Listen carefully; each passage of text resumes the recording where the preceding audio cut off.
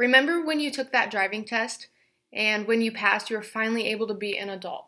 When you could finally get behind the wheel of a vehicle and drive around by yourself. It felt good. Free. You felt independent. Being the next kid in your class to get your license was awesome. But what if you didn't get your license as a sophomore or a junior in high school? What if you got it as a senior in high school or even as a college freshman? How would you feel then? Thinking about it feels weird, huh?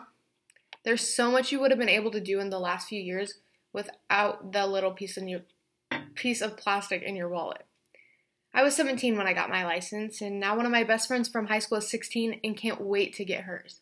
The government and the state legislatures are debating whether the legal driving age for all states should be 18 years old.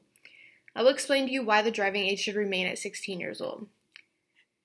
A lot of people say that changing the driving age would affect society. Some people think it would be safer. According to debate.org, there are statements about teens being unsafe. They party and drink, and then they drive drunk. And there's another wreck and a death waiting to happen. A lot of teens just want a car to drive. They don't really drive the proper way. But when someone turns 21, they can legally drink alcohol and drive with a 0.8 breathalyzer screening. So they're still going to drive because not all people care about others. So changing the driving age doesn't really matter when you can drive drunk at 21 and you don't get in trouble for it. Some people think 16 and 18-year-olds have different attention spans and brain functions. People have stated that a 16-year-old doesn't have the right brain functions to control a car, but compared to an 18-year-old, there isn't much difference in the brain. According to an article in USA Today, it states that a person's brain isn't fully mature until age 25. So in turn, it doesn't matter if you're 16 or 18, your brain still isn't going to be fully developed when you start driving. Texting and driving. Whether it's a teen or an adult, texting and driving is a main concern as well. Yes, teens are glued to their phones more than adults, but I see adults, ages 25 and over, driving while on their phone. According to an online fact sheet about texting and driving, it states 49% of all drivers with cell phones under the age of 35 send a text message while driving.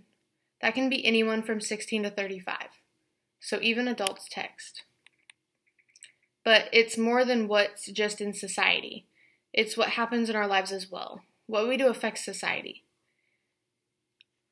Changing the driving age would affect our personal lives because what getting your license means, as a 16-year-old, we got our license for the first time for most of us. It was awesome and a new beginning in our eyes. It gives you freedom, responsibility, independence to do as you want. From an article from Standard Examiner, it states, the majority of parents have to take their kids to other activities. They don't have time to chauffeur kids around. If 16 to 17-year-olds don't go on dates until they're 18, they'll start to date a lot when they're in college.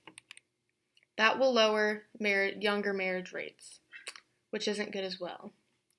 Everyone is different, but starting early makes more experience. You get better experience. Starting to drive at 16 gives you plenty of time before college to learn how to drive. Also from the Standard Examiner, it states, the fact of the matter is driving is based on experience and being able to make good choices.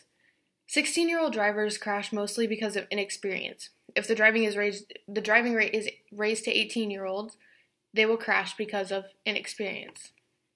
So in conclusion, the government and state legislature are debating whether the legal driving age for all states should be 18 years old. I have explained to you why the driving age should remain at 16 years old.